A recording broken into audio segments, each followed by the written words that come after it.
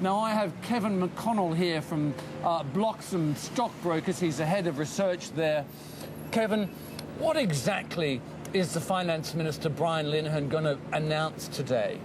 I think the likelihood is that we're going to see some very particular revelations today about the banking sector. First of all, we're going to know what the state agency that was set up to take the bad loans in from the banks, NAMA, is going to, and what discount they're going to pay for those loans as they take them into the National Asset Management Agency. We're going to know the capital ratios of the Irish banks, in other words, what the financial regulator here is going to set as a minimum requirement for the banks to hold. And obviously the Minister is going to then reveal potentially what type of level of capital each bank is going to require over the next number of months to meet those targets. So really it's a double whammy. On one side, the banks are going to see their capital eaten away by the discounts that NAMA is going to pay for them for those, 80 billion of loans. That's the book value of the loans. And then on the other hand, we're going to see the government setting those new ratios. It's going to be very difficult. How are the banks going to pay for this?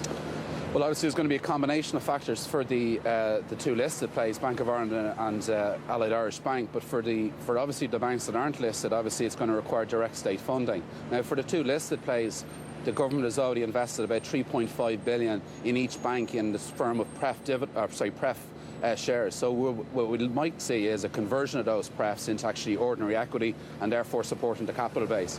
Now, there is self-help options still available for the likes of AIB. They've got a substantial number of assets that they could sell as part of their recapitalisation process. It's just whether they'll have the time to do it to meet the type of regulatory levels that the regulator is going to set now for them in this particular announcement later on today.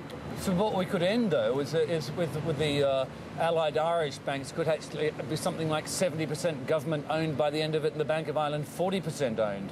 What is that going to actually mean for how the Irish banking system operates under that sort of regime? Well, I think we've seen a very similar precedence in the UK with RBS and Lloyds, so we may well be moving to a similar model. So, in effect, there is still that disconnect between government and obviously the banking sector itself in terms of the two main banks, and that avoidance of a full nationalisation scenario is very critical, particularly for our sovereign rating. So, from that perspective, still is, I suppose, an independent banking sector to a large extent, but again, obviously, government will have a significant say in how that banking sector runs going forward. OK, in terms of the sovereign rating, the Irish bonds have actually been performing pretty well in the last quarter. What do you see in terms of the continuation of that performance in the next, towards the end of the year? Well, obviously, we've seen a very big re-rating against German bonds. Obviously, the tightening in of spreads versus Germany has been very significant. I mean, we're at 280 basis points ahead of Germany.